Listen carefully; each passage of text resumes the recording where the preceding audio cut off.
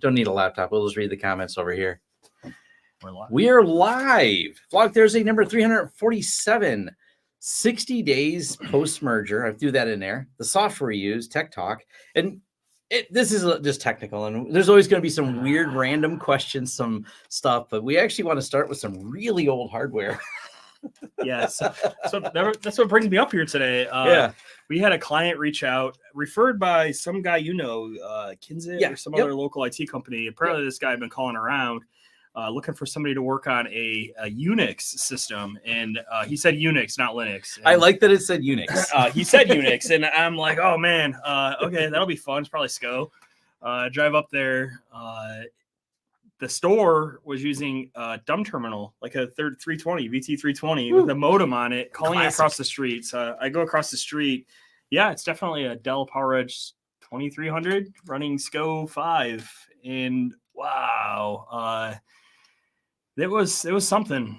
It was some good times. I fixed his problem, which had nothing to do with the operating system and had everything to do with this crazy line of business software that some accountant had written in COBOL. I did not have to do COBOL. Luckily, I've played with COBOL. We have a younger audience too, at least. Oh, yeah. So I figured I'll share what a VT320 is. Oh yeah. So which this was the green model, not the. I preferred the amber model myself. I'm a green or amber. I've used both, but yes, they're both good. Yeah. So we basically ended up wiping one of his data files, and he's like, the data in the file is important to me. The ability to write new data to the file is what allows me to print invoices and things. So he lost some data. We have it. I backed up the file. If he wants it later, we can dig into it. But this was crazy. It was insane. You have a picture of the inside of this hardware, I think. Yeah. Let me get that picture pulled up. Did I save it? Hold on. I'll pull this. It's in the. We have so many Slack channels. We got to figure out what Slack channel we threw that in. Yeah. Open a browser, because then I can share the tab. Yep. Then I can do that. I think. There we go. Yeah. So this was the inside of it, and it was. It's not performing. Notice the yellow warning light flashing on it. So I'm like, man, this thing is sick. Something is wrong with it. And I'm like, and the main drive is really slow, and I'm like, I think it might have a dead drive in it, but I'm afraid to pull the dust off of the drive indicators to see if they're dead, because there's only three. There's only three. Well, drives. there's down below. More. There's more. Oh yeah. I didn't notice. And those might be blanks up top. I have no idea. I was not going to disturb the dust holding this entire system together. Well, these could be dead because there's no lights, but there's lights on these. Yeah, and they were all green in the end. I actually did get brave enough to he's like, if you won't do it, I'll do it. I'm like, yeah, you probably need a vacuum, but I would be very careful. Yeah, boy, that's rough. Oh, it's terrible. But it was great. It was fun. It's one of those things that occasionally I'll take something like that just because it reminds me of my childhood, first of all. And it's fun to fix things that no one else will touch. I'm like, I can fix weird things like this. I'm like, if I can't fix it, I don't even know who to tell you to call. Yeah. That's true. And I've I have a video that if people who's good at OSINT here on the channel will figure this out. I've shared this so you guys can dig around from a few years ago. I lit myself on fire fixing a computer for someone. Pro tip, even though the soldering gun, the gas one, is running low, you should still turn it off before refilling it. But I've refilled it many times while it was running because it was a hard to light one. The igniter was broke on it. So you always had to light it by hand. Why were you using a gas soldering in our electronics? Because it was fast. Ground plane. Yeah, it was fast. Customer was hard down, calls me, and it's got like several blown caps. It won't come on anymore. I said, I can get this fixed in an hour. So I busted out the soldering gun, and they were like down the street from my office. I went to my office, and I didn't feel like waiting for the electric one. And now they were the big caps on the power supply. So I popped them off really quick, and I put two in that got to that last one. And hold on. I'll just do this real quick. I was engulfed, and I have it on security cameras because we had cameras in the office. So I was engulfed in flames for a moment. I lost my eyebrows, but then I even once I realized I was, other than missing eyebrows, fine. So I went and soldered it in real quick, and one of the other guys ran it back over to the place. Worked fine. And of course, they never wanted to replace it. We're like, Yeah. you should replace it. Now we can work on a plan. But you fixed it was their answer. Yeah. I'm like, the same thing here. I mean, Yeah. this guy, I'm going to go back to the office to do a little bit of research. As best I can tell, no backups. SCO is, I'm almost certainly some sort of security problem, but we were kind of talking about does anyone have shellcode that runs on SCO? This is security through antiquity. Yeah. It's so old, no one's going to hack it. Yeah. It's, I'm sure it doesn't support SSH. I mean, it doesn't even have less, right? Like, and that's the whole thing. It's using one of the old keyboards where the backslash and the pipe are down in the lower right. Really? Yeah. That's hard. That screwed me for so many times. And then, the PSEF, right? Because it's System 5, right? So you got to use all the System 5 instead of the BSD style commands. It was fun. I spent around an hour and 20 minutes up there and got them Classic. up. So. I see people mentioning COBOL. So probably only Telnet. That's 100% only Telnet. Yeah. And then in the modem. So apparently, if you know the phone number, you can dial into this thing after hours. You know where Tom lives, so somebody by the end of this video will be war dialing, trying to find this wayward SCO box. Yeah, there's only graybeard hackers that are war dialing these days. Yeah. But speaking of antiquity and hardware, we will be at just a couple days. VCF Vintage Computer Fest. So Midwest. I'm excited because I get to go see a bunch of other YouTubers I nerd out on. Right, I think Adrian Black's going to be there, and I think Usagi Electric. I saw maybe was going to be there. I know David Murray's going to be there, and a couple of the others. So that'll be a good time. I know a couple others. They haven't announced yet that they're going, but I know they told me they're going. So I'll let you know after the show because I don't want to announce it on here. I'll let them reveal where they're going to be and I don't know if it's a surprise or not. So, but I'm hoping Jay from Learn Linux TV. He's still a maybe. He's got some things schedules and stuff like that. But yeah, the Vintage Computer Festival Midwest is in Chicago this year. So that's September 9th. Tom CWR swag. I actually have a polo and slacks on today because I was going to a client I'd never been to. So I figured I probably. Yeah, Jason looks much more professional. Tom's. I'm still wearing whatever shirts. The best advertising. If a company send me shirts and they're nice and soft, I just put them on. So it's like the best advertising is I'll wear people's shirts if you send me nice ones, and I like what's on them. I just bought more of the Dare style ones in a better shirt. That's more like I like those. That one happens to be laying over there. Because I did that video and I put it on there, and that's where I don't remember. There's a giant cushion in my office, and I never use it, but I throw clothes on it. I meant to bring shirts up, and I meant to bring access points up. You forgot them? I forgot them. And I set up my Meraki account. We are going to do a Meraki versus UniFi because I know people want to see that. So, I have 3 access points in MR33, a 45, and a 46. So a couple different generations, a couple different product lines essentially, and then a firewall I'll bring up to an MX64. Yeah, because we had quite a debate going last vlog Thursday. Jason was interjecting saying UniFi sucks, and there's a lot of things that UniFi sucks about. I'm not saying UniFi sucks. I'm saying there are use cases for everything. There's still a use case for SCO apparently. Yeah, there's still a use case for SCO apparently. But we do have a company we're talking with now that went through the UniFi modeler, and in about a 215,000 square foot building, he calculated he needed 76 APs, and we have a client that's got about that much space, and I'm using 33 Merakis in there. So if that's really the case, he needs 76. That would be fairly compelling. The problem is, and it's funny because Cody from Telecom Networks does a lot of UniFi videos, and he was talking about some of the new changes they're making with the UniFi designer. One of the problems, and I don't know, I haven't used it in a long time, but it would only show you like the 5 gigahertz, and it would show it that. So if you just default, it's like only defaulting that, so it gives you this higher density need than you actually have. It's one of those things like the tool is cool that they have. I'm glad they provide some really neat planning tools. Matter of fact, their site-to-site planning tool is really cool. Yeah. Like that one, because it has all the elevations in it. So you can pick any 2 points. It'll give you the elevation. It even calculates when certain things are in the way. It's got just a lot of neat stuff. But once again, cool tools doesn't mean if you open them up to the amateurs. Yeah. No, it's I have the floor plans now. I'll probably end up throwing it in Tamograph and inside which is not Yukahana or whatever the really expensive one is, but it's like the mid-range wireless planning tool, and so I'll probably end up throwing it into that. I can do both Ubiquiti and Meraki, Yeah. Meraki in it. And like Cody says, it does 2.4 and Yeah. 5. We know it does it, but we know sometimes people don't check that box and they're only looking at one of the bandwidth. That's how most of the consulting goes, is so much of it is not really a problem with the product as often as it is a configuration that someone has done that doesn't work right. 100%. Yeah, that is. I actually, one of my favorite jokes is we get paid way too much to set things back to default, because, but it's really sometimes like they twisted all the knobs and then they called us because it doesn't work. I'm like, yeah, you just that check by default box. Yeah, the one that says "Do not touch this button." You probably shouldn't have pressed it. Yeah, the who is it? Is it one of the heads? Delphi. Oh, hell, Pascal Delphi. I think it was one of the heads of PF Sense had a great reply. He said this a couple times in the comments, though, when people say, what should I change from the defaults?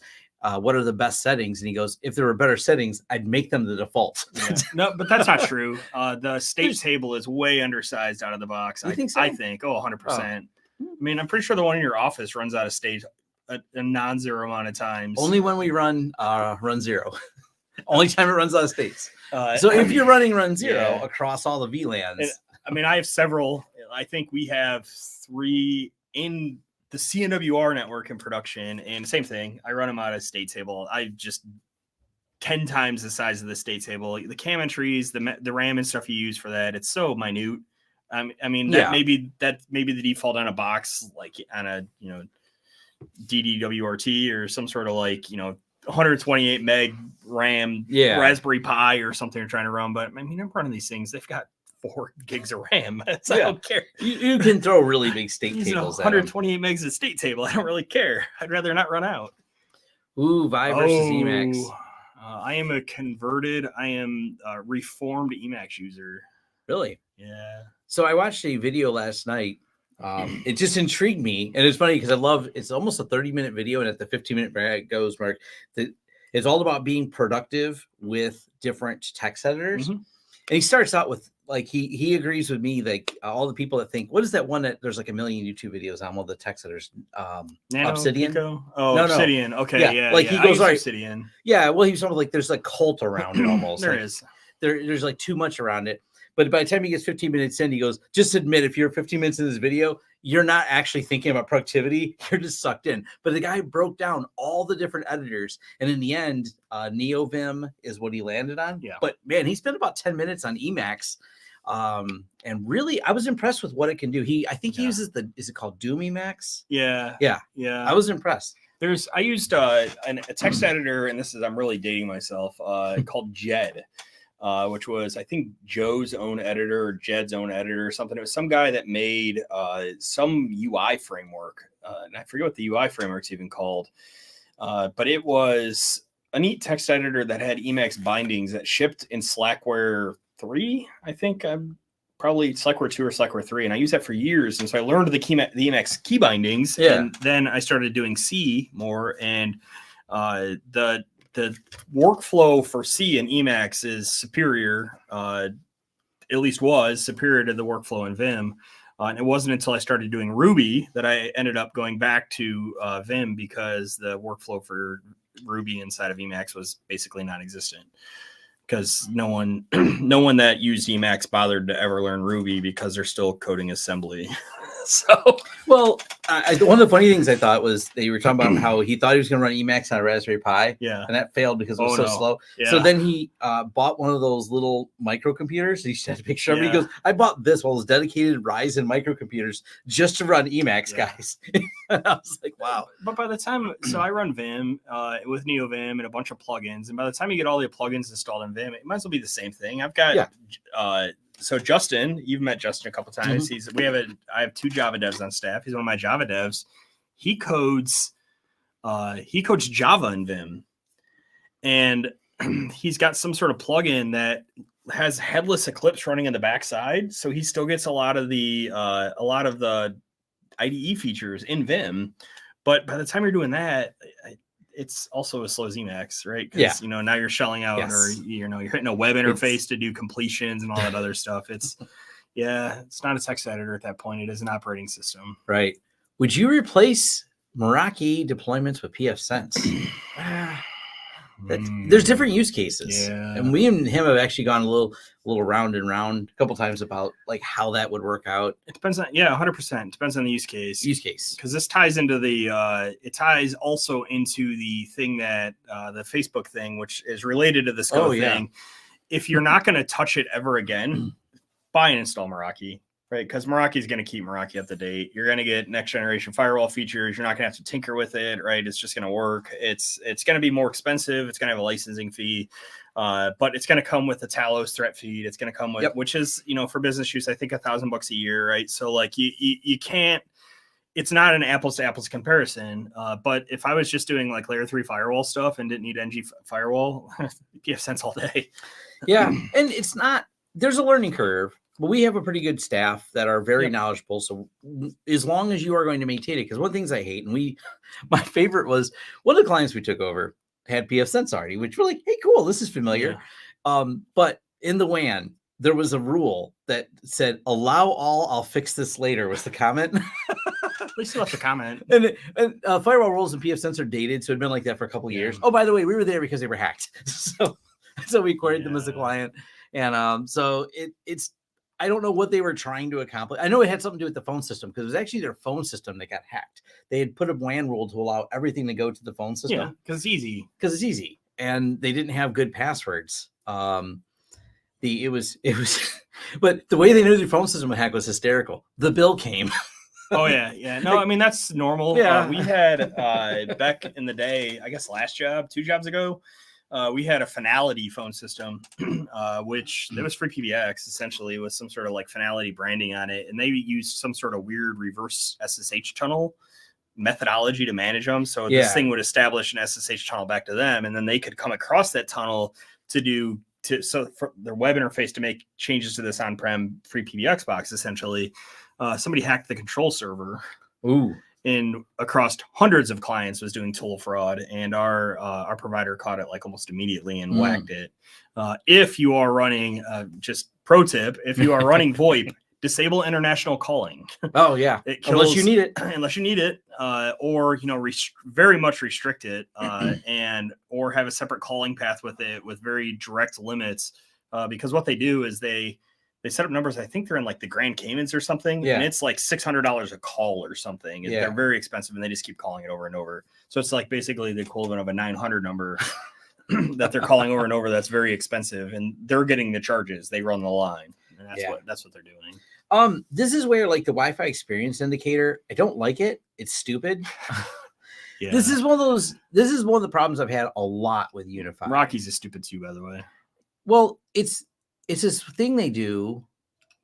Well, I can show this one. Share this tab. Bring it back up. So the UniFi gives you these pretty graphs, but if you try to do anything, those are useless. Because one of the problems is, especially if you try to drill down, there's a complete lack of time series on all the data. Oh, that's fun. Yeah, and I'm like, why? Why did you? What's the scale there? This gives you time series here, but when you try to dig into like certain more, if you try to get more information, your experience is like excellent or not excellent. They give you these really vague it's an terms. Arbitrary number. It's a very arbitrary number. How many good units is connecting? Yeah, it doesn't. I don't even make this clickable anymore. That's just Grafana. It looks like it does look a lot like Grafana. Here's the overall. Can you slide that to make it better? No. I mean, that's it's so vague. Yeah. It doesn't really. I've never really used this to tell me anything. It makes people happy because look how like from a view standpoint. Matter of fact, I've done this in some of my B-roll. I'm like, because look at all this. Ooh, isn't it nice animations? What are you going to do with this information? The reality of it is like the real actual information there is like, are clients not connecting because of DHCP? Are they not connecting because they're associating with the wrong key? Are they not connecting because they're out of range or have poor signal? Like those are like the score is useless. Like tell me that this client is not connecting because DHCP is failing 87% of the time. That's what I really care about. Yeah. And that's the thing too. Like even some of this, the way they do these expand out, whose network engine are they using there? That's an open source visualization of network devices too, but it doesn't do anything helpful. You know what I mean? When you do this, it does like, why even bother with this if I can't even scroll up and down? Like it doesn't give you the option. You got to zoom in and out. It's got so many limits. I like this view. I just don't care about the client views that are on there. Yeah. It's cool if you're a home user. But once you're out of the home user market, it breaks. And even a lot of home users have enough devices. I do. I mean, 83 clients or something. If you, when we get the Meraki stuff down here set up, we can set Havik up on it too. So you can show what that looks like too. Yeah. Because it has pretty decent visualizations. And this is, me and Eric are going to do a video about just to directly answer this question. It doesn't mean anything. But me and Eric are going to talk about the Omada stuff, the TP-Link Omada. Yeah. And I mean, too, it's just so like, I have not done much consulting on Omada. Eric has. Yeah. He's done more than he ever wants to do. So he has opinions and he's willing to share them. So we're going to drop that information on there. I'll do a video about it because that way it's a good follow-up, because I don't want to give people, it worked in the lab when I set it up, but that's to be expected. It's a lab environment. And when I try to bring a review to the audience here, I want to bring a review of what did this look like in the field? How did it actually perform? Where did it fall over? Blah, blah, blah. That's more information. Yeah, that's hard to do. Yeah. But with enough consulting, it's a lot easier for us. Yeah, you have to find a client that does it, because I can't go. It's really hard to rip out like a third of a client's wireless environment and install another vendor. But Eric has now consulted on enough projects where it was installed. He knows where the bugs are when you actually go to production deployments. And it's the same thing with UniFi. We know exactly where the bugs are, especially with the controller. UniFi's got a really nice write-up on the variables you need to adjust for a 300 plus access point install. It's documented. Nobody follows it. I don't know why. If you Google search, like I have a video titled that and all that, but that has been a popular consulting. I have all these errors. Matter of fact, you'll get a bunch of stun errors because it'll only take in so many at a time. They just have a rate limit in it. All you do is bump the number up. But the problem is, have to do that in our controller. Yeah, we did it in ours, and that's how we're able to have 80 separate sites with no issues at all. Yeah, you just bump up the number. But we've had a couple of them where they just couldn't get the Wi-Fi, and they're like, "Oh, UniFi is not stable." The first problem was they did read the documentation and did do that. Then they had 1 gig of RAM to the machine. I'm like, so there's another part of the documentation. It's Java. It's Java with Mongo. With Mongo. You can't, maybe one or the other would partially run with 1 gig. Both are not running. Yeah. By the way, I talked to Riley Chase. He runs, I think he's got 4,000 servers and he's got 32,000 access points. He's got a breakdown of all the numbers. He knows how to tune it at a different level of scale because he hired 2 former Ubiquity people to work for him to rebuild it so it will scale the way that he wants it to. It's a really slick deployment the way he did it on the back end. He's very public about it. But that's his whole thing. It's Mongo. That's my secret problem with UniFi is that the controller runs MongoDB. Yeah. Linus Tech built a Truenas system about a year ago. Is there anything about particular built differently? If you recall the video, minus not using ECC home user right now. You don't need ECC, especially your home user. For a home user. It's a nice to have, but not a requirement. There's nothing wrong. If you type in Brian Moses is a friend of mine. Let me pull it up real quick.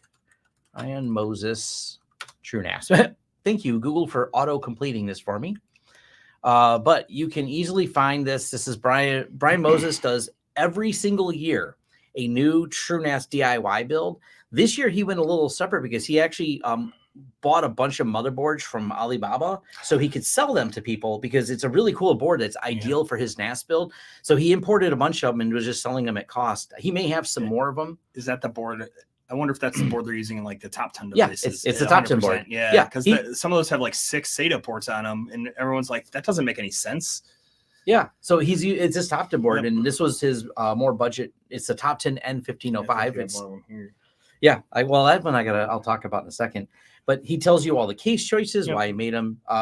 He does this, and he does a giveaway every year too. You can sign up for, but he does a nice job of breaking these down for. That's cool. I'll have to look at that. Yeah, he also does all the memory testing. I gotta have him on a channel sometime. He has a YouTube channel that he doesn't post for out. He posts like once a year or a couple times a year to talk about his DINS. But he's been doing this for 10 years now, since the 2013. And then he'll do an Econo edition, so on and so forth. So yeah, look up Brian Moses, and he's got it probably better than or more realistic than what Linus has. And I got another email from our friends over at 45 Drives, because this is exciting. They are working on the HL15, and we're going to get some better pricing on it. That's their Home Lab 15. So it's a 15 drive unit. They're going to be able to sell to you as a chassis to build it yourself, or with a inexpensive motherboard. They're tossing around some options. This came out of the Creator Summit. You can watch it on 45 Drives. You can watch Jeff Geerling did a video on it. Techno Tim did a video on it. But I think it's a great idea for the Home Lab. And I like what they did. It's a rack mount, or you can glue feet on the bottom, just tip it up and make it a tower. It's up to you. So it's like Lenovo or Dell. Yeah, it's like Lenovo or Dell. The rack mount kit that turns that desktop into a 4U rack mount. Yeah, so they're keeping it really simple. They want to make it affordable. So they're trying to get it to this whole sub $1,000 price for that, which is nice. I mean, being able to get a nice, well-built metal chassis that, by the way, no pop rivets in these. This is how the 45 drive systems themselves are built. Like their big ones, which we just ordered an XL60, which I'm excited about. We're going to be talking about that. Oh, and what are we getting for that one? It's like 100 gig networking and XL60. It's got 100 gig networking and a petabyte again. Another not, petabyte. Not a petabyte storage. Usable. Yeah, it's all 20s, 6020s, I think, in it. Yeah. We're still a little afraid of the 22s. Let's see. Would really be interested in Nomada review. I'm using it, have no major issues, max 20 house.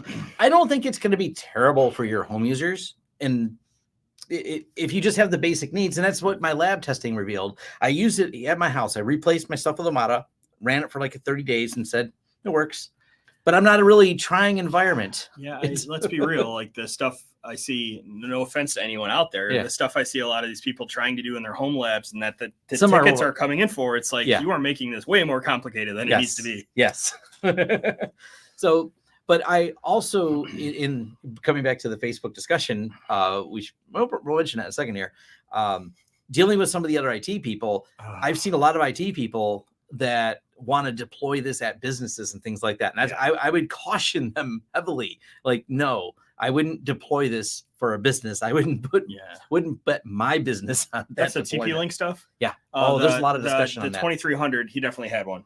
Okay. Yeah. I saw the box. It might be in the one picture. I think that I'll look here real quick. Yeah. Yeah.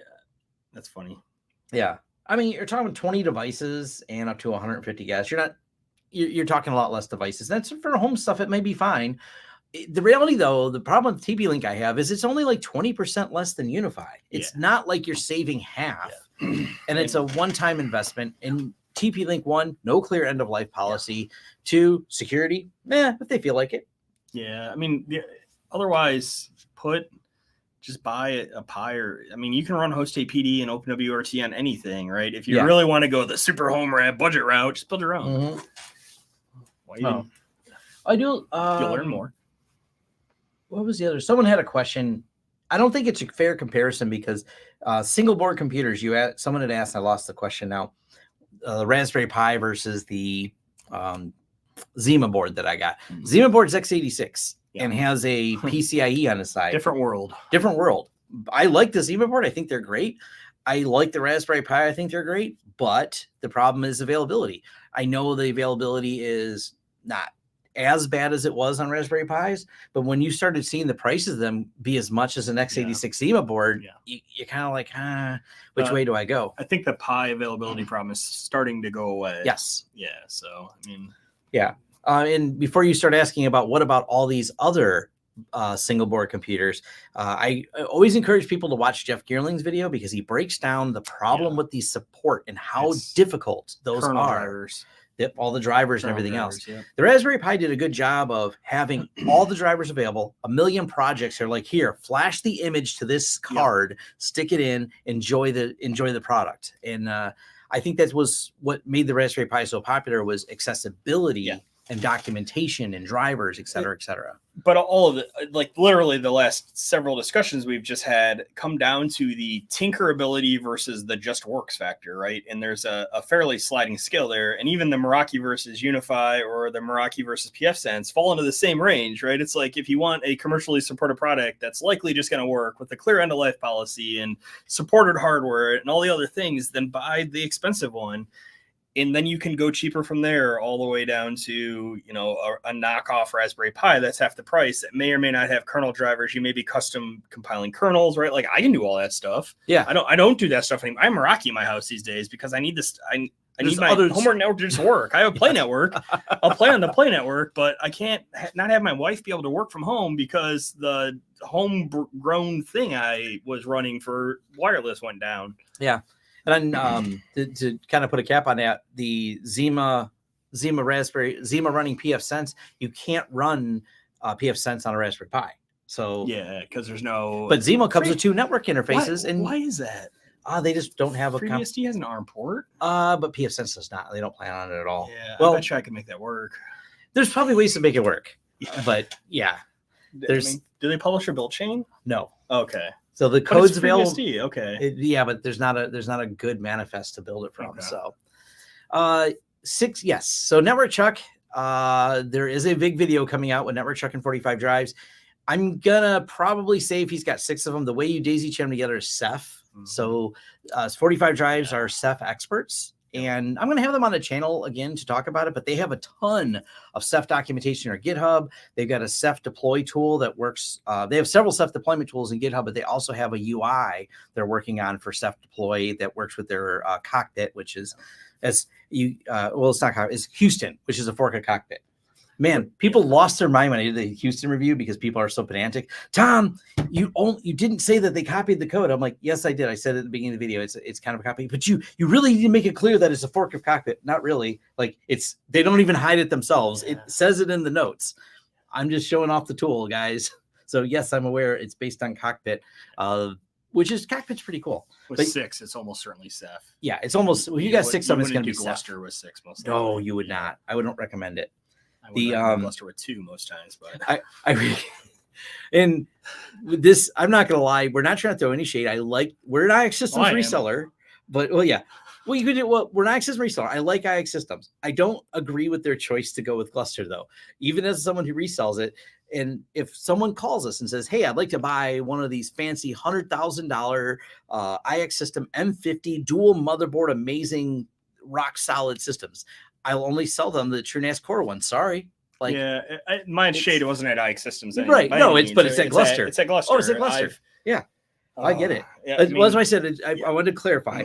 I can dislike Gluster. I can dislike with Chris Moore, their head of development. I think Chris is a wonderful person. He's been on the channel before, but I don't think Gluster's the right way. Use cases, right? Like it's, if you're storing a bunch of media files and you don't have a ton of them, it might be okay. The metadata there is just not great.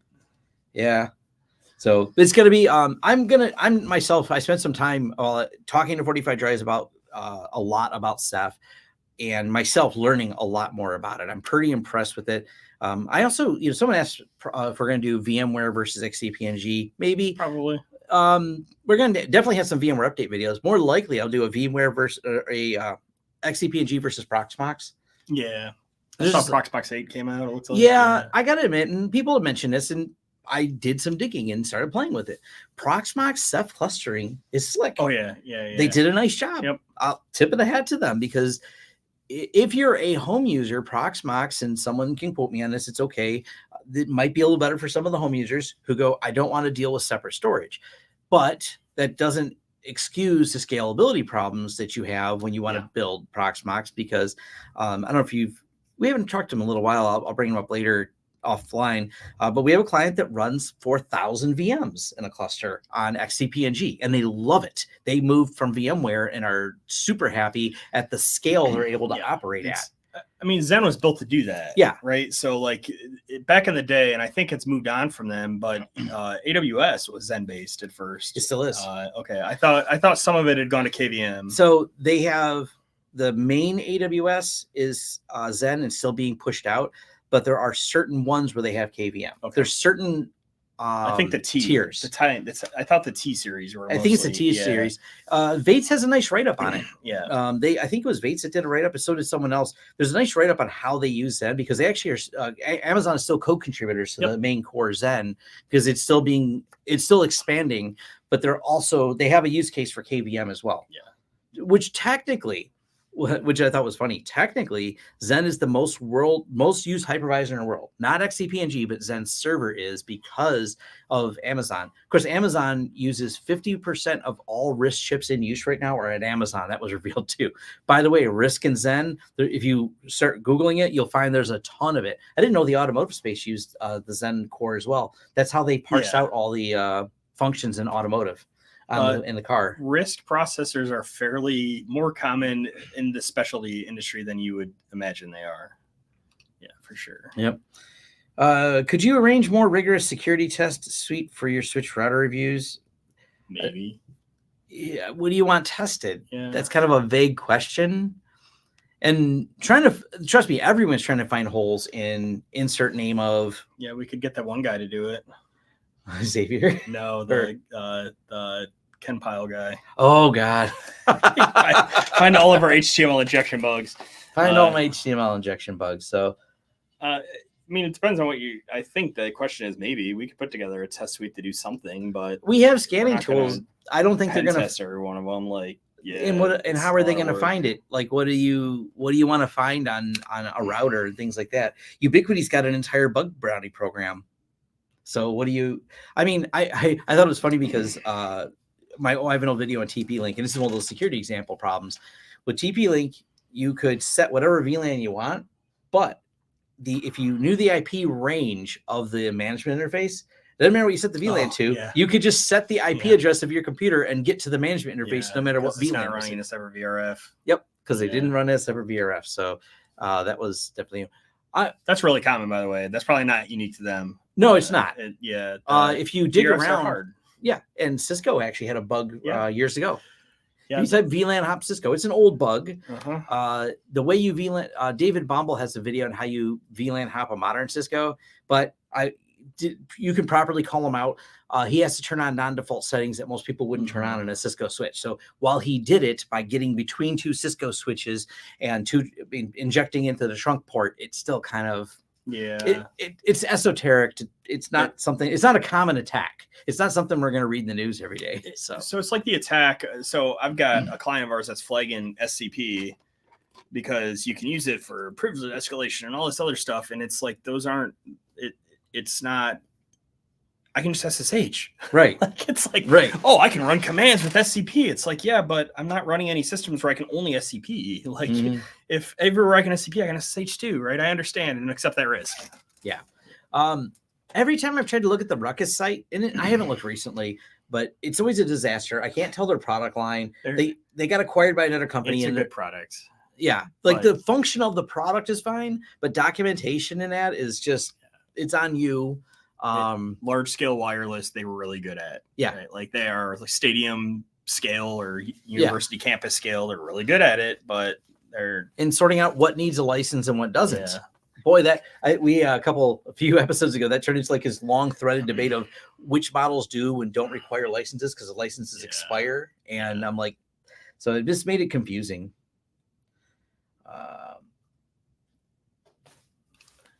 See, well, we're going to cut this off in an hour. We're at 37 minutes now. So, okay.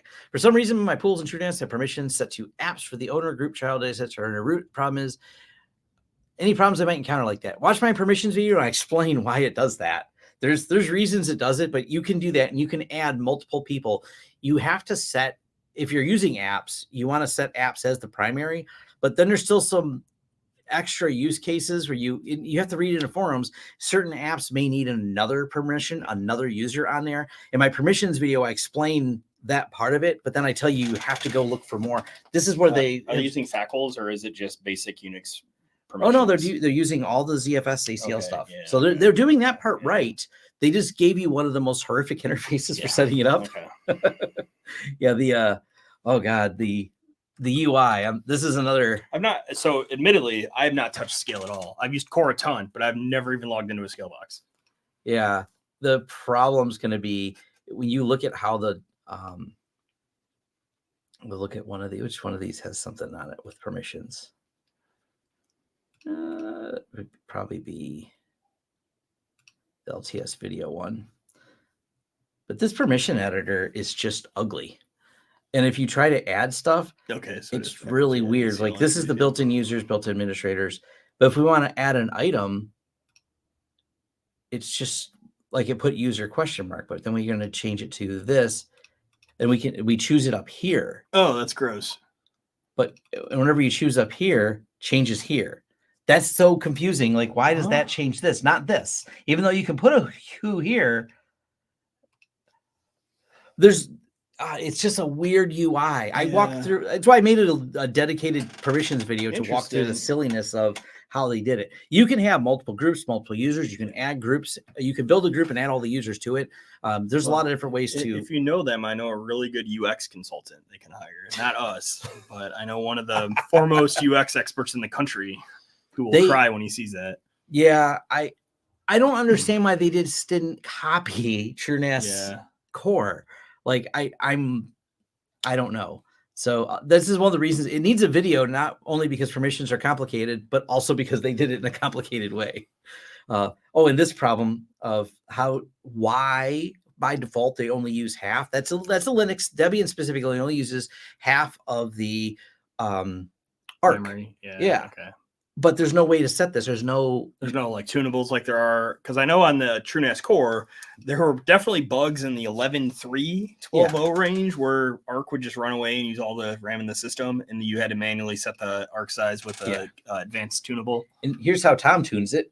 We have a shutdown startup command. Yeah, okay. It's echo this. Yeah. So yes, why this isn't exposed somewhere, I don't know. So in core, right, you can set that via basically a system tunable, because that's syscontrol in core that sets it, and there's a whole section for that in core where you can set the ARC max that way. Yeah, but that's the same thing. You can set that with the syscontrol almost certainly. Yeah. Have you had issues with you? You know, this is one of the reasons I don't do Chris. Here's my YouTuber problem I have. So Chris from Crosstalk Solutions does this, and we've talked about it. We know it gets the views. If I were to just do a bunch of speed comparisons of Wi-Fi devices, you'll get a ton of views on that video. The problem is Wi-Fi. We had a lazy Susan at the office, and we put the laptop on it, and we were speed testing it and turning the laptop, speed testing it, turning a laptop around in circles yielded different results constantly. Because why would it not? Yeah, exactly. But then this is the challenge, is when you're trying to get a consistency out of it, you have to do so many numbers to then try to create an average. So you basically, for that test to be valid, you have to have a jig that holds the device under test constant and the access point constant. And you basically have to have a Faraday cage around the room. Yep. It's the only way and I think that Linus was trying to build something like that in one of those rooms to be able to Linus do that talked about it. Wendell from Level 1 Techs. Me and him actually talked about it. He wanted to build he's got a rant on Twitter from a year ago. Me and him were talking about it, but he's just going to build a Faraday cage. Like, it's on his to-do list to build one just to test Wi-Fi because it's such a pain. You know, it won't get the views. The video talking about the RF theory about why that's true. But people want to know why it's fast or it's not fast, but there are so many variables in that. There is. One of the weird things, I can't remember what the term is called. It's a reflection problem. So if my laptop is like, if I'm the Wi-Fi and he's the laptop, someone standing on the other side or not standing on the other side will reflect signal back. Yeah, the multipath. So you could actually, even though we're in direct line and nothing has interfered the line of sight, someone on the other side, because it'll bounce the reflection back, it'll actually kill it. Yep. OFD, optical orthogonal frequency division multiplexing. Yes, that is definitely a thing in those types of systems. I am unadmittedly a KD8 BFN. I am a ham radio operator, so I have a little bit of RF theory. Yeah. Isn't it cool, though, is the how you have to create I call it the big balloon bubble when you have large scale site to sites. It's not the Frenzel curve, and things like that. Yeah. I dove into this a while ago to talk about it. I have a video about it, but once again, like she said, it's not a really popular video. I dive into the specs and the RFC, not the most popular video, but I still reply to it. People who say, "How does the roaming work?" I'm like, here's a video on it. Here's the RFC. Here's the video on the RFC. Take your pick. 20 years ago, we did a 9-mile point-to-point link over Lake Erie using Yagi to get wireless in my aunt's cottage on Lake Erie. Back to my friend's wireless ISP. Proxmox is great once you graduate from VirtualBox. XCP-ng is next level from there. Yeah, I think that's actually really fair. Yeah, that's a good say. I would love Proxmox would come out with a SAN appliance. That's not happening. That's not their market. You need something different. You need something different. Use Truenas. Yeah. That drives. Yeah, and by the way, you do have Ceph support, as in Ceph support if you want it plugged into XCP-ng. They don't natively support Ceph in the system. They're not creating the Ceph system. But if you have a Ceph cluster, you would like to tie to it, they have the facility. But usually if you're presenting Ceph, you're going to present maybe an NFS or iSCSI on the Ceph cluster to the device. So it's agnostic to the actual protocol on there. But the Ceph protocol is actually supported in XCP-ng as a storage object. Yeah, we do about, 90% of the Truenas boxes we're running are just presenting iSCSI. Yeah. That's all we do on them. Yeah. That's super common. Yeah. What are your thoughts on opinions on mid-span PoE splitters? I would use so I have used and tested extensively. Where are you finding those? I wouldn't buy them. I would not buy the TrendNet ones. Go for the MikroTik ones. They're just freaking amazing. The MikroTik mid-span, you can chain two of these things together and get way more range than you would expect out of these with PoE repetition. Texas PoE. Yes, I've had those before. I think they make the chips that go in most of the other ones anyway. So we've used Texas PoE. But what I really want to know is where you're getting an 802.11 AP that only takes 12-volt input. Oh, that's what I really want to know. Like 1997 called and they want their access point back. I think TrendNet has ones like that because they have the little adapter on the side. I don't know, because they're TrendNet. It's like PoE chips are a thing.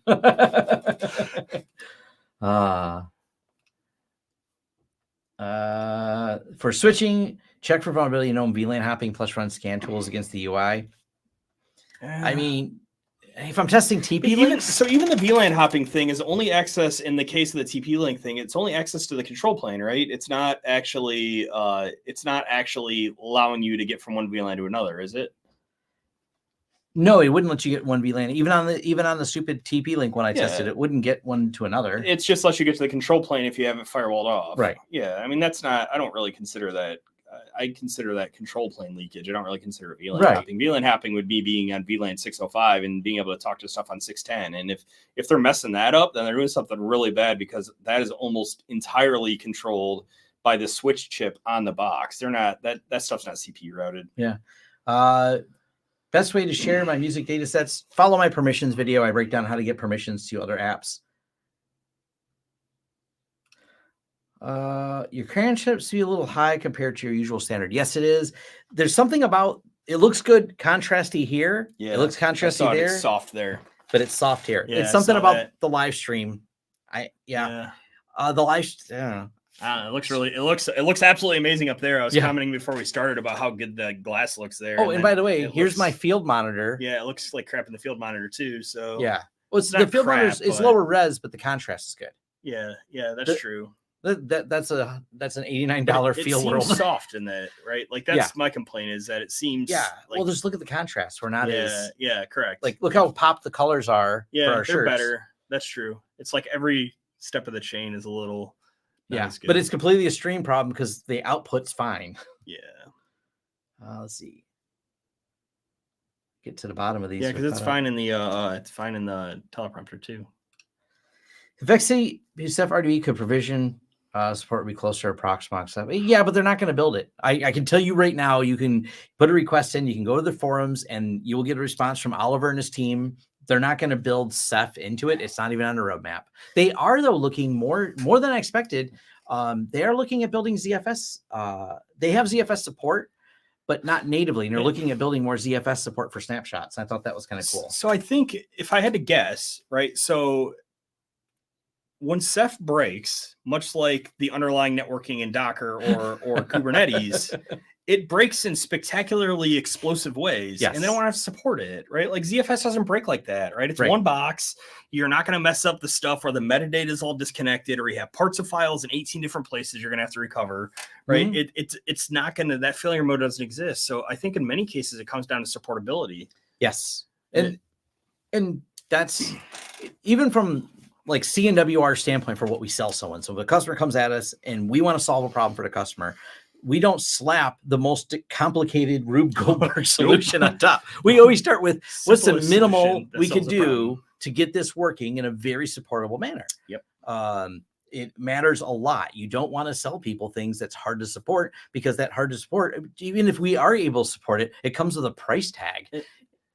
The more specialized you get, the smaller the population of people that understand and can support it can get, right? Like there are the population of people that understand ZFS at the level required to troubleshoot this is large. Let's call it 100,000. Yeah. Right. The population of people that may understand Ceph in that way, we'll call it 10,000. Right. So it's a lot. Those people are a lot more expensive to hire, and they're a lot harder to find. Yep. And if you ever need your ZFS recovery done, I can only name 4 people that can do that. There's Alan Jude over at Clara Systems. There's you ever watch? I'll send you the video. You ever watch Wendell's video on how he's recovered file systems and he wrote a database for it? No, but I should, because I've so done good that too a lot, and it said So he's PTSD. Wendell was able to. He did a video on recovering Linus's system that he crashed. Because they didn't know who to send it to, so they sent it to Wendell, and he was able to recover like a quarter or half a petabyte worth of data, which was amazing because they broke it spectacularly. They did everything wrong. Like Linus was the exact, how do you run a ZFS wrong? They deleted all the scrubbing and didn't scrub for years of not scrubbing, and that's how they lost it. But so that last comment from Chris, Chris is correct. Which one? Yeah. Problem with XCP not having separates, now you can't deploy a fully hyperconverged infrastructure is almost essential. Not their product market. Their new XO store is in preview right now. They want you to use XO SAN. Yep, their XO SAN. Well, the new one. You looked at the old one. If you ask the people at XCP-ng, they're like, yeah, XO SAN 2 is coming out soon. Yeah. Don't look at spaghetti code over here. He has a whole write-up. If you I've referred to it a couple times. They did a write-up on all the problems with the current spaghetti code. Like they completely said, this is how ugly it is, but this is why we're rewriting it. This is why it's taking so long, is they're not fixing the code. They decided to start new and fresh, and XO SAN XAPI v3. And I like the first joke is, don't ask us what happened to v2. We're jumping right to 3, and it is a rewrite. What's that? It's IPv6. That's what he said. IPv5. He said the same. He actually had, that's a comment. It happened. The same thing happened to IPv5. Happened XAPI2. So, I mean, hyperconverged infrastructure is just buzzword bingo to me anyway, right? Yeah. I mean, if the idea is to basically put storage and everything and run everything everywhere, then I can solve that 6 different ways. That I can run a container on the box, or I can run storage on the box as part of it, right? Is a VM that is on local storage that presents the rest of the stuff and then presents it all back. Literally, Oracle data appliances, that's what they do. Yeah. The boot system runs, they have something called DOM1, right? Because they're all, well, at least they used to be Xen based. Yeah. They have something called DOM1 that basically starts up ACFS, which is ZFS with their own Oracle clustering stuff on top of it. And then it NFS mounts that back on the boxes on the DOM0 to run the storage, right? Like, and you can totally do that. The buzzwords around it and people thinking they need it. So XO SAN has been previewed for years. You can only even try their SSH in your server. And oh no, that's not true. Nope. I tried it. Yeah. Would never do it again, but I tried it. Yeah. There's a whole write-up. Go to their well, the nice thing is, head over to their forums. They are the epitome of an open source company. Like they develop and are so public, stepping you through in the forums. They even have their kind of like open discussions of how they're building it, talking about all the little details. They publish everything on GitHub, so you can very closely follow how well it works and what does or doesn't work. Matter of fact, I'm actually shocked at how well, I laugh and they call it alpha, but the new 8.3 runs rock solid. I've been doing a lot of testing with it, and it has 0 times crash. Right, because we needed that for the 226. Yeah. All the little we're running that all over. Yeah. It just works. Yeah. I've had no issues with it at all. And in any issues you do have, I popped in you can just pop in the forum and boom, there's like a reply within 24 hours. Don't understand why I couldn't just ship a new kernel for 8.2 with the driver, but they have so many support contracts. They just kind of, that's why they separate them, because that's why they'll say supported, like a long-term support, because they offer all the SLA agreements and everything else. So they don't want to disrupt that crowd. I think that's why. So, Cambium, kind of strange interface, CN Maestro. I haven't looked at them in a number of years. So we did that. We did that job in stuff. Yes, they really are niched into the WISP market, and they're trying to get more into the other market. But there's a lot of licensing. There's a lot of confusion. Their lawsuit with Ubiquity is hysterical. I forgot how that got settled. I haven't looked at it. That was a name I had totally forgotten. I used them back when I worked for a ISP that had WISP components. I totally forgot they existed. So you know about their lawsuit? No. I love this. So UniFi was being helpful to the community, and there's a lot of hacks you can take, because essentially the UniFi devices, a lot of them would run OpenWRT. So there's different ways to replace the firmware on them if you just want to mess with the hardware. So Cambium, for WISP takeovers, you could buy new Cambium equipment, and then you could reflash all of your UniFi stuff with the Cambium firmware, and it would all adopt to the CN Maestro system.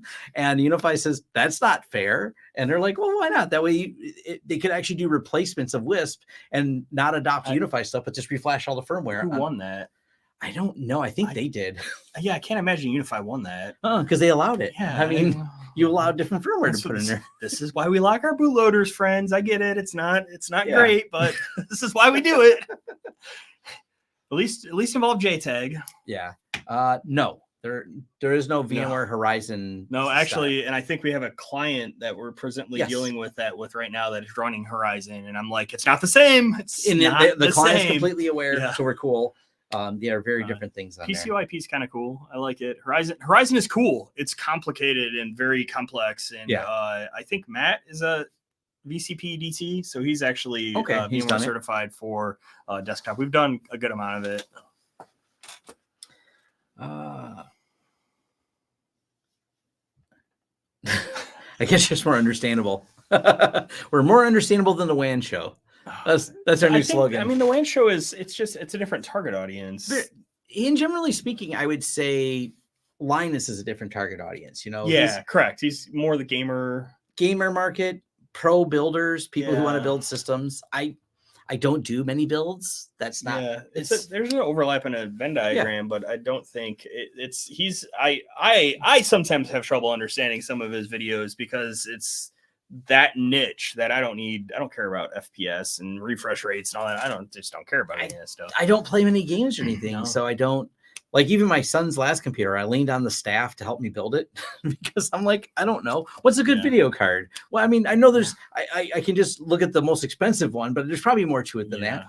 No, I still have a RTX 2070 Super, and I bought the one that would allow me to play World of Warcraft on the highest settings at a reasonable frame rate, and that's what I decided I needed.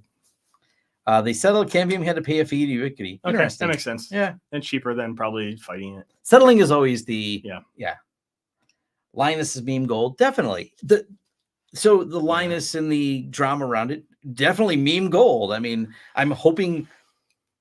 I'm not talking about any of the culture problems they may have, but certainly the other problems of silliness that they had going on, not testing properly and all that.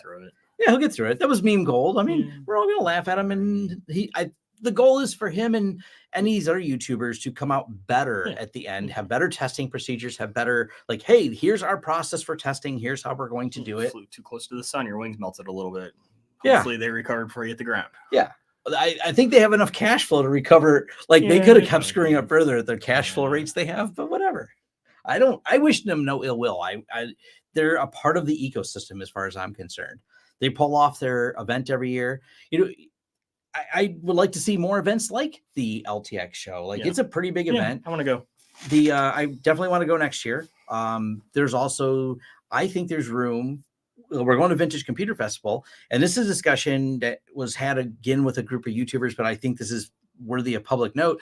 Having a home lab that'd be cool. type thing. I'd be at that area of the week. Yeah. And even though I don't tinker as much, I just don't have time. I mean, you have somehow developed this niche where it's what you do, right? Yeah. Like I play sporadically, but I think there's a room in the market for that. Like this MSP GeekCon was awesome for specific to the MSP community, but somehow if we can side with that, not in Orlando though, because that's expensive. Kalahari. Yeah, we got to find somewhere affordable to do that. But a home lab meetup would be pretty cool. You know what I mean? There's talking about all the little boxes and all the little stuff and how you can build your home lab. I think there's a market for that, and I think it'd be pretty cool. Do it in Louisville so we can go get bourbon. In Louisville. I know exactly. So Wendell is right in Kentucky. So Wendell from Level 1, I know he would be thrilled to come and if it was, especially be in his area. So there's never an event in his area. He's always flying places. And DerbyCon, I mean, DerbyCon was DerbyCon. big and was down there for a long time, so I know the facilities exist to support it. I tested them out at my home, and I took it out. It worked for my testing. My testing was 30 days of limited testing, not a diverse environment. I don't trust it enough, and I'm going to bring enough people who did trust it, who then hired us to consult with them. We're going to bring that knowledge to you pretty soon. LCT gave me the inspiration to get in IT. LTS gave me the skills. You know, this is one of those things.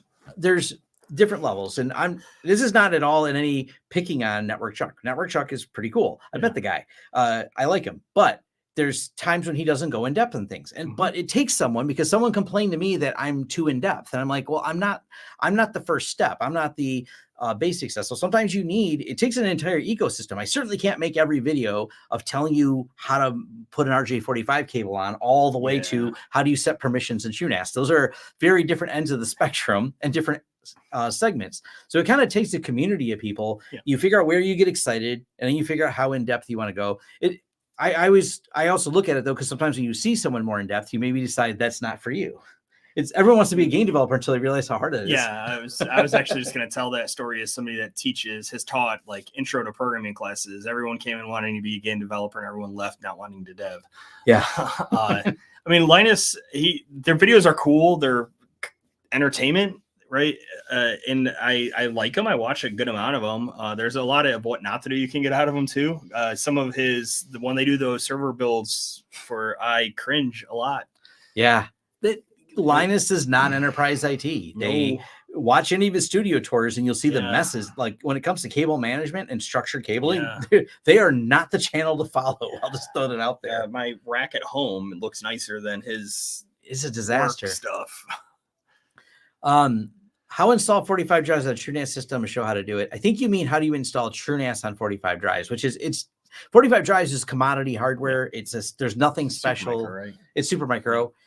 They don't hide it. It's generally a super micro board and a custom JBOD with a couple LSI controllers in it and an Intel network card. There are some specific cards that they developed for power management and stuff like that, right? Yeah, but the backplane itself, but they post it all on GitHub along with the 3D prints, because they use the 3D printer to print the. Yeah, that one. I don't know if you ever did a video on it. The Flash one. Yeah, it's all. We got to do a printed. follow-up on it. I did it before it was in your hands. I did a video. I did like a short video on Tornado because I thought it was cool the way they have all the drives eject on there. But yeah, the 45 drives, I mean, it's just commodity hardware. So there's nothing outlandish about installing it. Whatever x86 based OS you want to load. It's not priced outlandish either, which is why it's so nice. Yeah. Or if you follow Jeff Geerling, how to run your 45 drives with a Raspberry Pi. That whole series is wild. Jeff wrote drivers to make that work. He had a lot of bus problems because he has an XL60 that he had powered with a Pi. Yeah. Follow that series.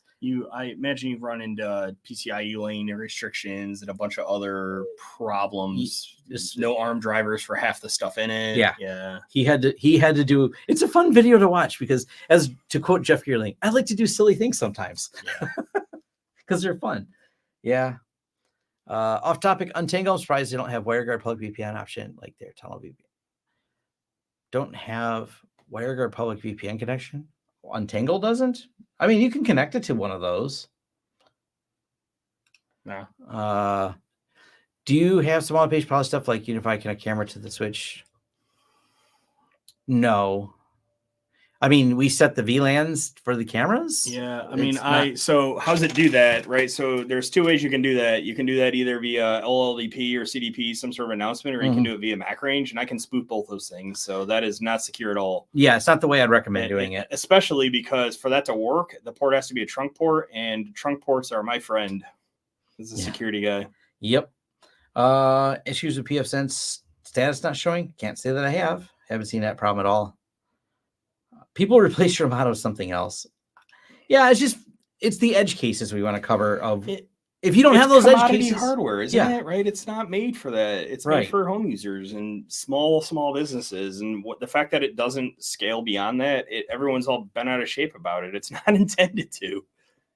There is a certain amount of you get what you pay for. Yep.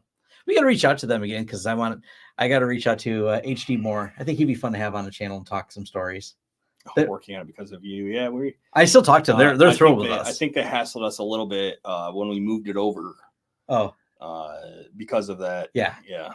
I told them I still want a fake fan. I've talked to Chris Kirsch. It's interesting. Yeah. Chris Kirsch is the business side. HT Moore does the development side.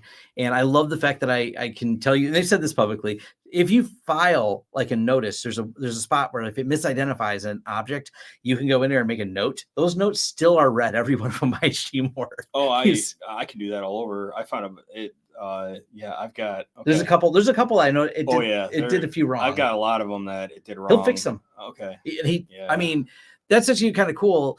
I found some things that mislabeled, but hey, what was that at? It was that security, the big one we're presently doing. It got, I would say 20% of the devices are misclassified. Really? So, yeah. That's interesting. I'll give them some feedback. I didn't know they would fix it. Oh yeah. Okay. Very much so. They're like, it's cool. You should listen to some of the interviews he's done. Like the guy he is singularly focused. Like Chris's job is to keep him in a bubble. He doesn't deal with the business. He doesn't deal with anything. The guy just is heads down on keyboard, building this product better. It's really hard because the one thing is like a subset of the other, right? Like, yeah. So it's sometimes that classification is kind of hard. What I really want, I need to get the Plextrack people to write an importer for it. Oh, I'm sure they would. We'll hassle them at GurCon. Yes. I got to figure out how to, if someone can give me a ticket to GurCon, because I'm a moron. All right. I'll give you Chris's email address, or I'll email Chris and say, hey, yeah, I know Chris. Yeah. Which video is the guy writing a driver? Just look up Jeff Geerling, Raspberry Pi XL60. Just watch all Jeff Geerling's videos. So we want to get to Facebook guy before we adjourn? Yeah, we will do that. Yep, before we adjourn. You have it somewhere? What else do you got? We're running out of questions anyway. Yep. But somebody gave you money for beer and hot sauce. Yes. Little on the Lion stance build is the L2 ARC. Need to do 16 gig RAM. I have a whole video on L2 ARC. Just look for my videos on that because there's so much. That's a long answer that we're running out of time for. Yeah, and him and I actually are discussing that internally because it's like, do I want to run a SSD for that stuff? Should I just add more RAM? I think the short answer is more RAM is usually the answer. Yeah, and not an SSD. Always throw more RAM. Yeah. What does more lab content mean? Because storage servers are kind of lab, networking's lab. What else? I did a Graylog video. That's lab, or is that production? Take your pick. I don't know. You have to define better what that means. You can send an email for that. 3 crypto challenge tickets to GurCon. Okay. All right. Let's get to the Facebook. Oh, I know. That's Mike. Okay. Oh, you met him. I know who that is. Yeah. Hopefully we didn't just out you. I think he uses whatever. Sorry if we outed you. I don't think we did though. I know him. I know him from Code Mash, and then accidentally at GurCon. I didn't know he was at Code Mash too. Awesome. Yeah, you're coming to that, right? Yeah, I'm coming to Code Mash. Okay. So let me know what I got to do to make sure I get that set up. Okay. Tickets went on sale yesterday, so I probably ought to. I haven't heard if I'm speaking yet to know. Oh, okay. What do we got to do? Hold on. Let me close that one. We didn't even get to talk about, hey, send an email to vlogthursday@lawrencesystem.com if you want to hear us talk about the software. We put it in the title. Eventually we will. I've been coming up here about every other week. I'm not always going to invade Vlog Thursday. I tried to not come up on Thursdays because we have leadership. But yeah, probably do it. You'll do it at GurCon if you come. Yeah. Let's see here. This one. Is it? This is a public group, so I can share this. Yeah. Just curious today, I saw fresh Windows 7. So my comment, and let me remove the other comments. It's not relevant to this. Where's the? All right. Because my first thoughts are with Windows 7. Let me make this much bigger. We're going to read it to you anyways, but whoa, made too big. So my comment right away is the fact that because Windows 7 is out of date now, if you have licenses, you don't own the software. If there's an activation license to it, you're renting until Microsoft decides you're not anymore, or whoever the company issued license. And to be fair, they will 100% still phone activate it. 100% they will. Yeah. But this is where the silliness is. This guy, one sitting next to me, Jason Slagle, he decided to ask why. Yeah. So that was my question, right? So it's like I helped a guy with SCO earlier, right? And it had a very good why, right? Like I've got this aging line of business software that I don't want to spend $300,000 to replace because I don't have the margin to do it, right? It's like, okay, well, you've accepted the risk, you get it. Like, but my default answer is why? Because Windows 7 is very exploitable in many cases. Yeah. And then we got into a Argument of silliness. Yeah. This is you can't own an IT biz, blah blah blah. So what are you talking about, fool? Yeah, and then you're a modern cyber guy. You don't even know how to do SQL injection. It's like, yes, I promise I do. I do use, admittedly, I use SQL map. You know why? Because there's like 1,000 different types of SQL injection now, and you know what? I can't tell you how to do time-based ones off the top of my head, but sometimes I do. Yeah. Well, Carter, a problem we have, and me and Jason, we get along really well because of so many of our beliefs being aligned with this. But the problem is, I always try to start with, why are you doing this? What is wrong with the entire industry sometimes? And the why is where we start. Like, why are you trying to old systems? Is there a way around this? How are you going to firewall this off? Because we deal with things like sometimes clients getting DDoS and stuff like that. Where does that come from? Oh, a whole bunch of infected crap from people loading old systems and not maintaining them. So sometimes there's this weird piling on. And I thought it was weird. They were piling on Jason. Jason sent me that link, and I only seen that you commented, but it was already collapsed that was last time. But once I uncollapsed, I'm like, why are people like questioning him? Yeah. Like, me and Jason tried to help the community a lot on things like this. And we're just like, I don't really understand that kind of weird crowd think.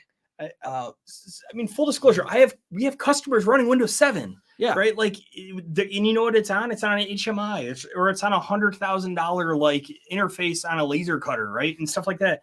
Right. And I can't, there's no reasonable path to upgrade them. Either the vendor there isn't one, or it's a $300,000 upgrade to replace this stupid module that connects to it. Right. Like, but you know what I'm not doing on those machines? Reinstalling from CD and activating. Right. Like, not doing that. Right. So my immediate thought is that, why are you installing fresh, inserting CD, installing Windows on a system, Windows 7 on a system these days, right? There is literally no use case I can come to do that. And so I asked why are you doing this? And I got jumped on.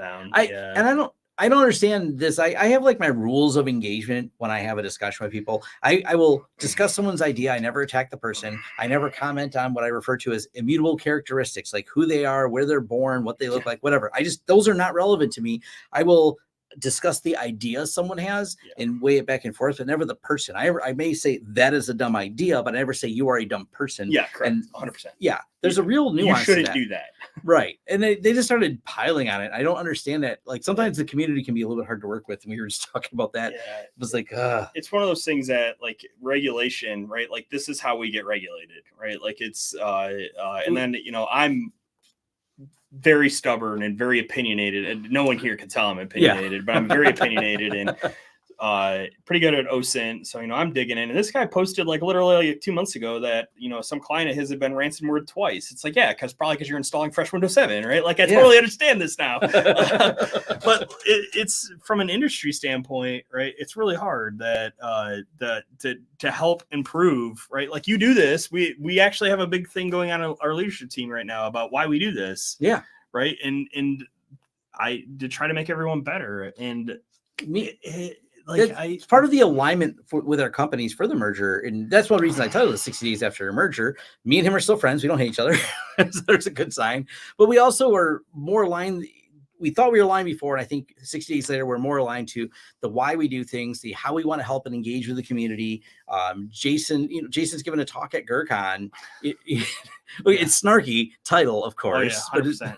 But so if you want to see him speak there, but we care. The big overall arching thing is we care about the community. We try to engage the community a lot. There's a reason we spend all the time with business technicalities, posting all the business side of the merger and all the other business details we give away for free out there. And then doing these live streams where we just hammer through however many questions came through today. We love doing this. We want to make everyone better at tech.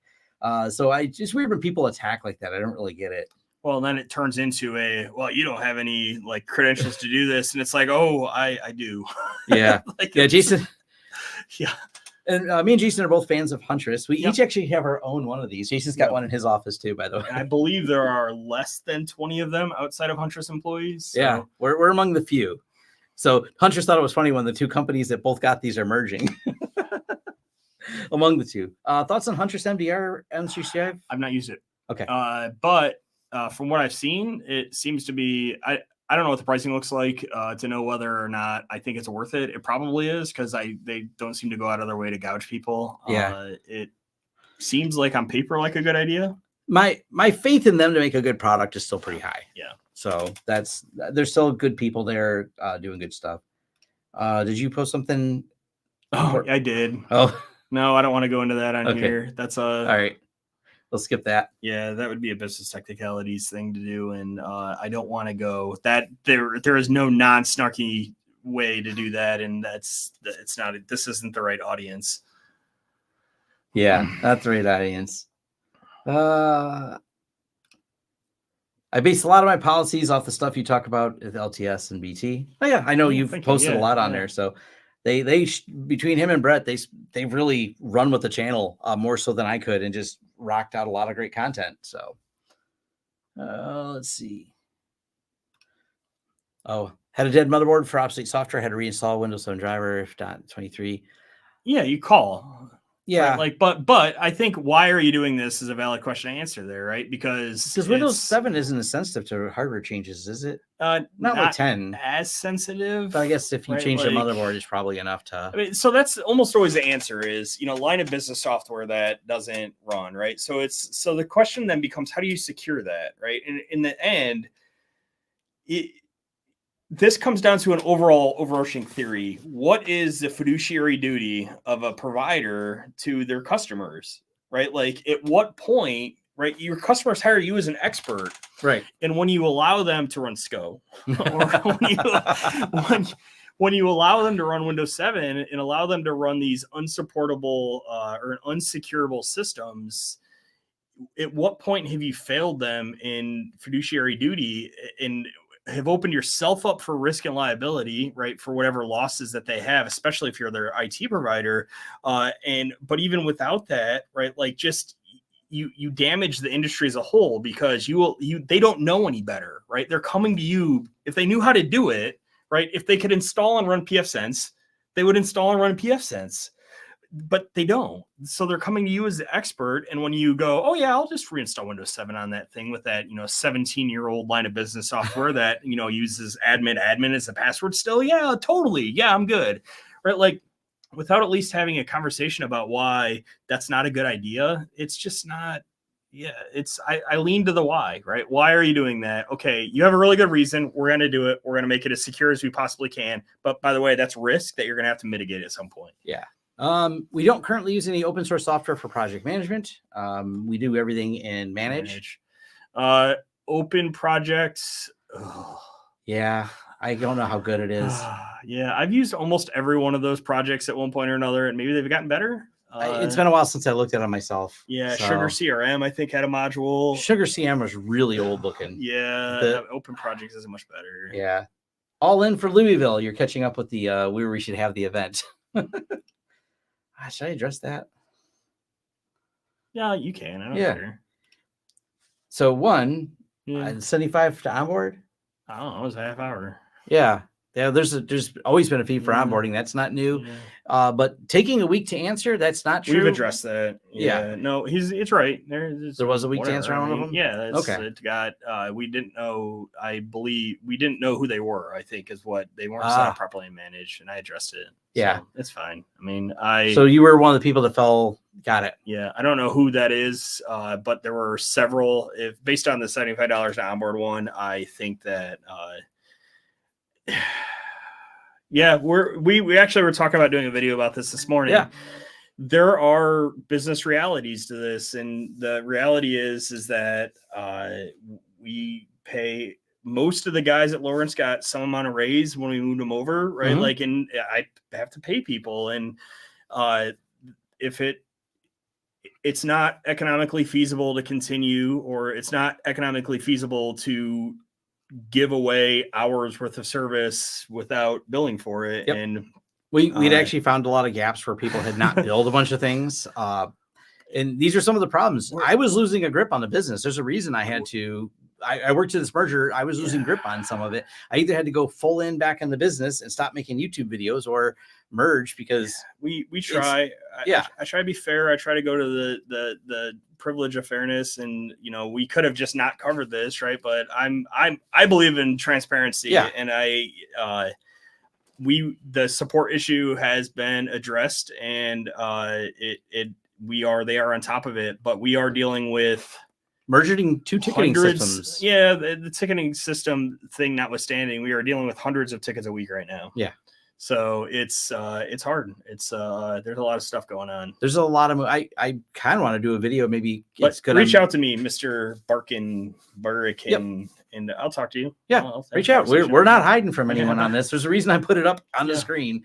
We want to address any service delivery issues. Yep. And at some point, I think that'd be a fun business technology to just talk about how we do service delivery. Yeah, we can. I'll get Matt on to talk about that. Yeah, I think it's a good topic. There's a lot that goes into it. There's a lot of people. Yep. A lot of people, a lot of clients. And I think we're winding it down here. Merging two ticketing systems. Good luck. Okay. Sarah. Sarah. Yeah. Well, I'll see you at Code Mash, I think. Oh, actually, before then, are you going to be at IT Nation? Yeah. No, she won't be at Connect. She's got something else going on. Okay. So probably Code Mash. Got it. If you don't know who Suzuki is, a little Microsoft MVP, a few initials next to that name. Yep. Find her on Twitter. Too many IT companies don't charge enough for the time your time and experience is available. Yeah, it's a challenge of figuring out where the balance is, because I've seen the opposite happen.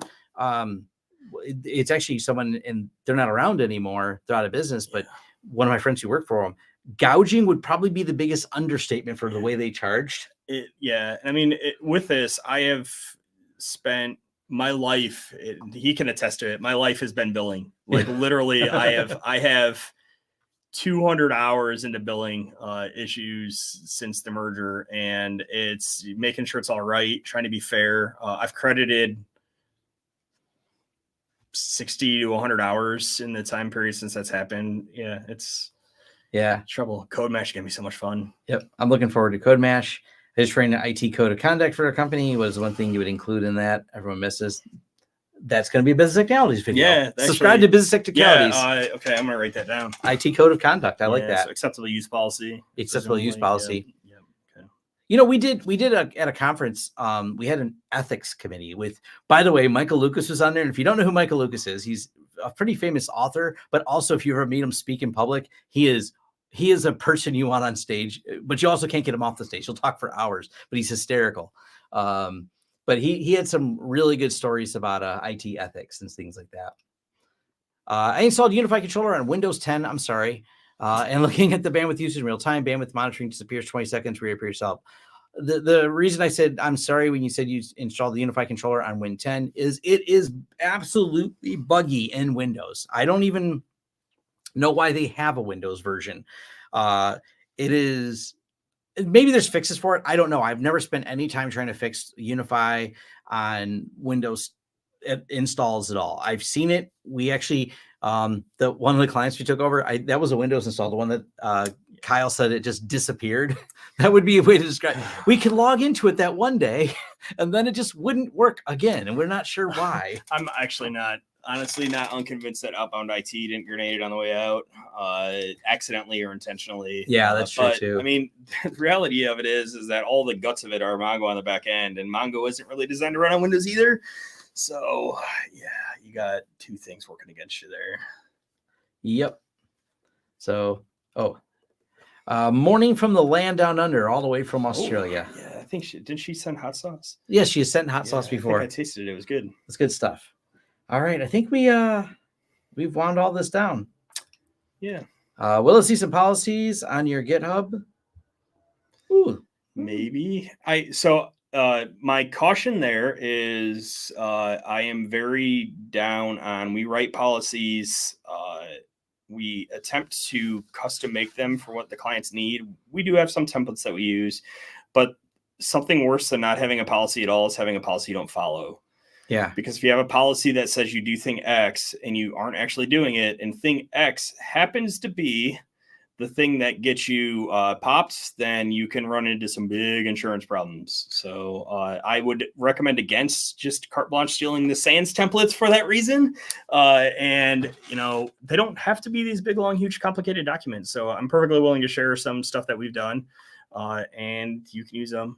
Or, you know, that would be a Tim thing too, or a couple of other places. So yeah, there's Tech Drive, and they have a bunch of documents and stuff like that too. I charged $35 an hour for 20 years ago. My family thought I was overcharging them. Yeah, that's a debate you'll see a lot of. How do you like the KP and how do you use it and manage? I don't. Hoodoo. That's how we like it. There's a reason there's that little IT boost button up there. I don't use that either, but like it's really, really limited in what it does. Don't use it. Don't use it. SharePoint or Hoodoo or yeah, SharePoint. Wiki. Yeah, there's better options. Wiki. I think we shut your wiki down today. Finally, we shut my wiki down today. I used MediaWiki for a long time and a couple of jobs. Wiki's just nice. Yeah. I don't know. It just works. I like it. It's gotten better too. It's the same reason I like all my notes over here, which I switched to using a tool called. I was using. What was that called before? We use Obsidian. We can just go full circle. Yeah, we can go full circle into Obsidian. Zettler, I like now, but it's all just Markdown files. Yeah, I love Obsidian is just essentially a Markdown editor. That's all it is. Yeah, this is open source, but yeah. Oh yeah. We had that discussion: the open source versus closed source. Yeah, 100%. I remember that now. All right. We'll take just a couple more questions. Do you think there'd be opportunity to do a little more in-depth description of merged company structure? Email with what you want. Yeah. Again, like we've gone over some of the problems. I have no problem talking about it. Yeah. That's the whole thing. I have Vlog Thursday open. We have the forum. It's not hard if you have Google to figure out how to contact us. Yeah, we're relatively public people on all this stuff. I mean, the merger structure is really simple. Tom took the tech side of his business and dropped it right into CNWR, and Jason's the president. And everyone reports to Jason, including me. Officially, there's an org chart, and not everyone reports to me. I mean, there's tiers. There's people under me. Yeah. Eventually, everyone reports to Jason. Yeah. There's a tiered system of people. Did you see that link I posted about the org chart thing? Oh, this is weird. It's a company called Org. They build org charts. If I thought there was enough people that would attend, see, I don't think the audience is big enough to do something like this even monthly on business technicalities. I don't think we'd get enough draws. Because we have 100 we had 150. We're down to 139. But there's a company that builds org charts. If you didn't know. Oh yeah, okay, I did see that. So Bamboo has that built into it. I don't know if you saw it. Yeah, I seen Bamboo does, but like this is some third party company. Yeah, that's kind of cool. Yeah, is it right? No, I don't know who this person is. Oh, that's interesting. But the other people are right. It even has this person who's more recent. So yeah, so it's just scraped off the website. Yeah, those are all the people listed on the website. Yep, that's what I figured. And then it inferred the rest of them. I want to know who that other guy is though. Well, it has a couple that aren't on the website because if you look under here, but it's got maybe they were on the website. I don't know. They used to be. Yeah, 100%. 100% we used to have everyone. Okay, cool. Then that's why. So, and then it's just inferring relationships. It's also got it wrong because, for instance, Justin Justin reports to Liz. Yep. So interesting. I just didn't know that. So, but either way, we don't. There's not. They dropped it in here. I am a shareholder, and Jason has more shares than me. So, I mean, I don't know what you want. We're more willing to talk about it. Let me know what the details are that you're looking for. So, we're very public about it. Hoodoo, HUDU. It's on a wiki. Oh, we're not. No one's making us late. I see. Yeah. Yeah. So I think. So he said hour 15. Make yourself late. The only late is I have an hour drive home. He lives in Toledo area. We're in Detroit right now. So this is we're 15 miles south of Detroit for those of you that want to be proper. But then he's got about a 45. It's pretty close to an hour. That's right. Because I'm going to Perrysburg. I'm not going to. Yep, because you're a little past the main office, which I want to do a tour of the main office. That's fine. Come do a tour of the main office. Yeah. You can do Vlog Your Thursday there someday. Yeah. Brett was really saying that you and I need to hang out like more than like the every 2 or 3 weeks have been hanging out. So. Yes. Yeah. SD-WAN links. I have a video on SD-WAN. It's usually not what you're usually asking wrong. Yeah. Watch my video on SD-WAN and then post in my forums or email Vlog Thursday and ask the question again. Yeah, That's huge. SD-WAN is another marketing term. It can mean 9 things. So That's why I did a need more video specific. on what does SD-WAN mean. I break down all the different things it means, so you can do that. So To me, it's DMVPN with the configuration layer. yes. Yeah, there's so much to it. All right, we're going to wind it here. We went an hour and a half. So thank you all 100 and well, now it's back up to 144. We say we're leaving and people start showing up again. So thank you everyone for joining. We will do this again soon. Email your questions. We love answering. Subscribe to Business Technicalities. You'll find a lot of the questions that you asked about the business are probably answered there. And yes. Oh, are you two E's? Yes. There are now 2 Teslas, mine and Jason. We have the same car. I have a Model 3. Yep, we have the same car. Mine isn't as cool looking as his. Oh, yes. Yeah, he didn't wrap his. So I wrap things to make them weird looking. I want the wrap that makes it look like a Tundra, like that in the Cybertruck. Wouldn't that Oh, be funny? yes. Little tiny Tundra. It'd be great. Or Ellie Spagnola, she's a YouTuber. She did one where it looked like the doors were open in the car. Oh, I like that. Yeah. I like the one where I grant it's like a plumber advertisement where he looks like he's sitting on a toilet on the side. It's just something fun. All right. Okay. All right. Cool. Thanks, everyone. Later. See ya.